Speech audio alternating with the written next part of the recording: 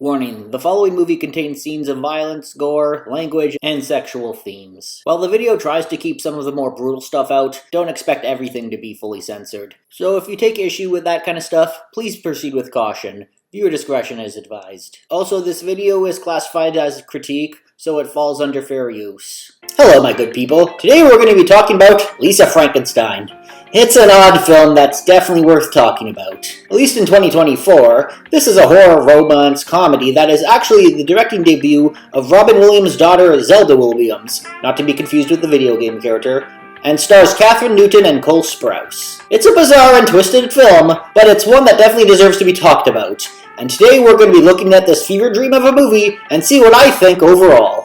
The film got a disappointing box office and mixed reviews. That being said, it does seem to be slowly but surely gaining a small fan base, with people theorizing that it could become a cult classic in the future someday. Same thing happened with Diablo Cody, the writer's previous film, Jennifer's Body, so we're just gonna have to wait and see. Funny thing is, I actually did watch this movie in theaters despite poor marketing and lack of hype.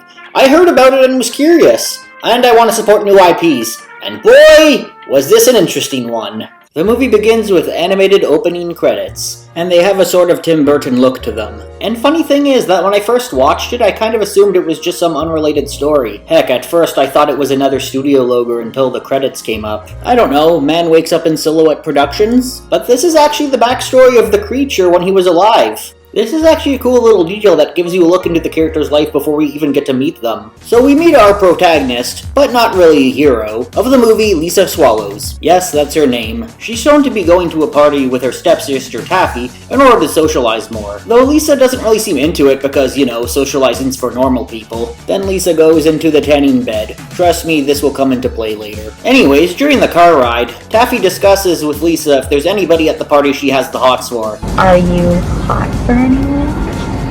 And surprisingly, she says, you. Actually, just kidding, she says Michael Trent. We also find out during the car ride that Lisa has a thing for going to the abandoned graveyard, and has a particular interest in a gravestone there that she talks to. Having the hots for a gravestone, a typical teenage girl thing. That's really weird, Lisa. Yeah, it's a little odd, but come on, she's not hurting anybody. Well, at least not yet. I just don't think anyone should be forgotten. This movie has a pretty good soundtrack, incorporating a lot of good 80s songs into the film. It's just too bad you're not going to be able to hear a lot of it, because, you know, copyright's a bitch. Anyways, they get to the party, and at first Lisa seems kind of turned off by how dumb everybody's being there, until she comes across her crush, Michael Trent, who, let's be honest, probably looks a little too good to be in charge of the school newspaper. While being super into literature sometimes gets you seen as a nerd, it doesn't matter if you have a good jawline like his. Though the goth girl probably intentionally gives her a drink with something in it that seems to trip her out. Meanwhile, Taffy tells her friends Lisa's backstory of how she witnessed her mom's murder, where a masked killer showed up and killed the mom, leaving her traumatized. You know, when I first watched the movie, I thought for sure there would be some kind of reveal of who the killer was, but surprisingly we never find out who this guy was and why he killed Lisa's mom. You know, if I had a nickel for every horror comedy starring Catherine Newton where she plays a high schooler who's dealing with the loss of a parent and an axe killer played a part in the story, I'd have 2 nickels. Which isn't a lot, but it's weird that it happened twice. So this guy, Doug, who claims to be her lab partner, seemingly does a nice thing. He helps the drugged up Lisa upstairs, starts a nice conversation with her, helps her throw up, grabs her breast without her consent. Oh, come on! You were seeming like a decent guy until you pulled a Harvey Weinstein on her. Anyways, after that, Lisa runs to the graveyard and says, I wish I was with you. To her tombstone boyfriend, then runs back home and smashes a mirror while lightning goes off in the graveyard, awakening something. Then we get this pretty cool dream sequence which feels like if somebody dropped acid while watching Coraline. Also, yeah, I'm sure there's some odd symbolism in this dream. Come on, film theorists, do your thing. The next day we meet Janet the stepmom, who's not only mad about her breaking the mirror in a fit of rage, but is also shown not to like her new daughter overall, as she treats her like crap and, as we see later, blames her for just about everything. Also, in typical wicked stepmom fashion, she praises her biological daughter while crapping all over everything Lisa does. Even her job isn't safe from her insults. Later that day, we see Lisa works as a seamstress. Trust me, that will be a big part of this as well, where Michael Trent comes and apologizes for getting her wasted on the drink. Then we find out Lisa's boss is kind of a creepy bastard. Know each other from school? I didn't know Lisa had any friends. Yeah, it's probably because she's so flat-chested. What the heck, man? What the heck? An old man talking about teen girls' boobs like that is just asking for a workplace harassment charge. Anyways, while the rest of the Swallow family are at a showing of a movie, and Lisa is home alone, we are introduced to the love interest of the movie, the Creature. His real name is never said, and the credits refer to him as such. Due to the fact that he just kind of broke in, and he looks like Clayface, Lisa is understandably freaked out, and tries to run away. Then we get possibly the best meet cute in a movie ever. Ah, so romantic. After a while, she calms down and sees that he's not a killer, but just a normal dead guy who means her no harm. You know, because being a zombie is definitely reassuring.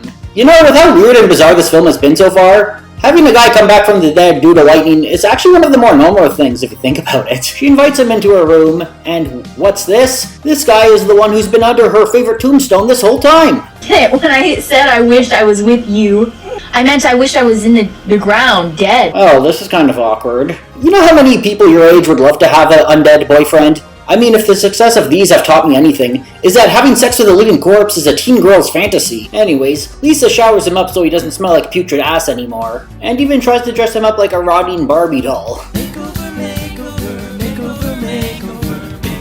Once the family comes home from the movie, they see all the damage that he caused, and Lisa tries to explain that she fought off a home invasion. Then Janet makes the ridiculous claim that due to how much attention Lisa got when her mother died, she's purposely recreating another crime scene. Yeah, Janet's the kind of woman who could stub her toe and blame Lisa somehow. She's just asking to be parts at this point. After Lisa goes to bed crying, this makes the Creature take notice of how much of a bitch Janet is to her. The next day, Lisa dresses in her stylish hand-me-downs from Taffy. Taffy says Sister Cher, and gains a new confidence. I do like how, despite Taffy being a popular cheerleader, she's also a supportive stepsister to Lisa and friendly with her overall. Almost too kind for this dark comedy, actually. While Lisa's at school, the Creature back home decides to get back at Janet by waiting for the opportunity and then puking a worm into her food. Once Lisa comes back from school, Janet immediately starts blaming Lisa for the worm in her plate.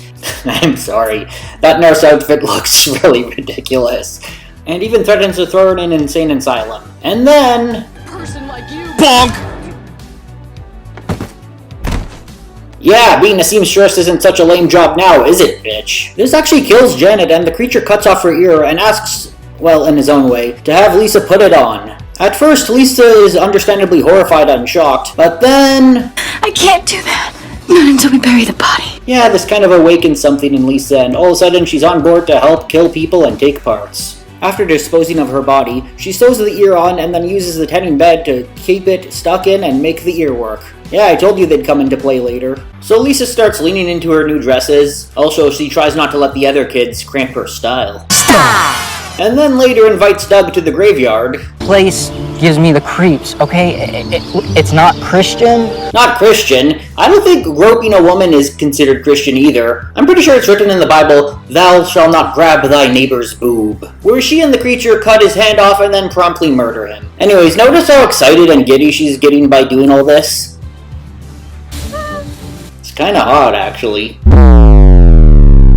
So yeah, they sew it on and tan it onto him, and he's starting to look more and more like a real boy! Things seem like they're going well for Lisa. She finally has a good friend now, 2 of her enemies have been cut out of her life, and she has a style that she owns. But reality ensues and people start to notice missing individuals, starting with Taffy realizing that her mother never checked into a hotel. It finally dawns on Lisa that she's not getting away with this. She tells the Creature that she doesn't want to go to jail and rather die, but she doesn't want to die a virgin.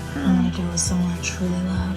Like Michael Trent. And you can see in the Creature's face how disappointed he is that Lisa isn't willing to do it with him. I mean, I guess she has standards, she doesn't want to engage in necrophilia. At least not yet. The next day at school, people notice that Doug is missing, and Lisa is a prime suspect. It looks like shit is finally hitting the fan. So once she figures that the police are definitely going to find her guilty, she decides to go to Michael Trent's place for a little, you know.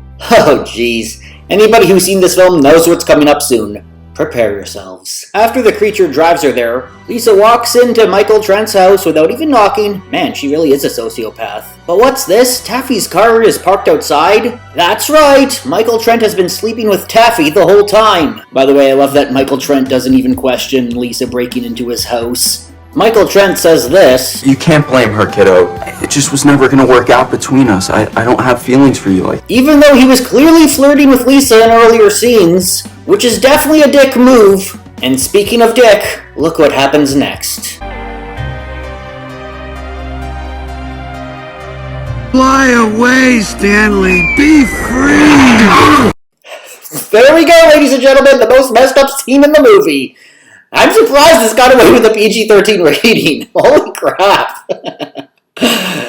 You know how people theorize this movie might become a cult classic in the future? Sort of like the movie Killer Clowns from Outer Space. It was relatively unpopular at the time, but has gained a fan base since then, to the point where you even see merchandise for it nowadays sometimes.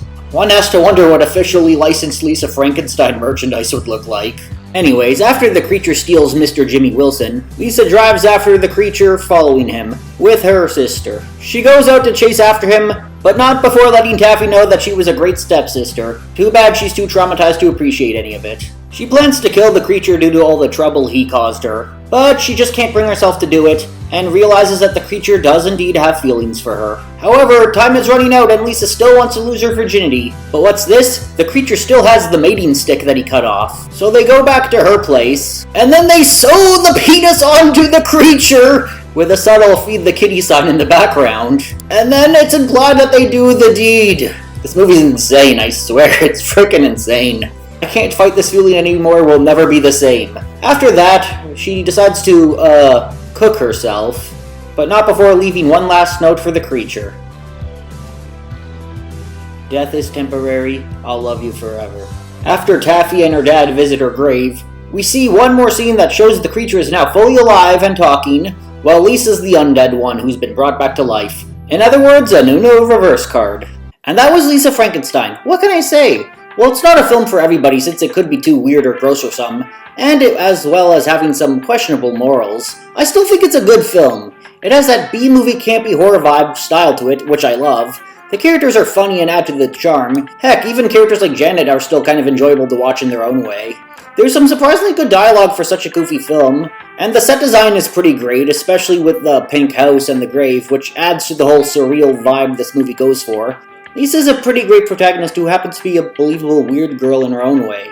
Even after she kills people, she doesn't fully lose her sympathetic edge to her. And in a weird way, her and the creature do have some pretty good chemistry together, even if it's pretty gross if you think about it. Another thing I appreciate is how the creature manages to be an expressive character, even though he doesn't have any lines of dialogue up until the very end. Also, while the 80s aesthetic might be kind of overdone these days, it's actually well done here and actually does feel like an 80s film, not just because of the music and style, but how it takes influence with stuff like Weird Science and Edward Scissorhands and so forth, making it feel like one of those late 80s to early 90s comedies. And it does a good job at replicating that. So that was my review. What did you think? Let me know, and I'll see you guys next time.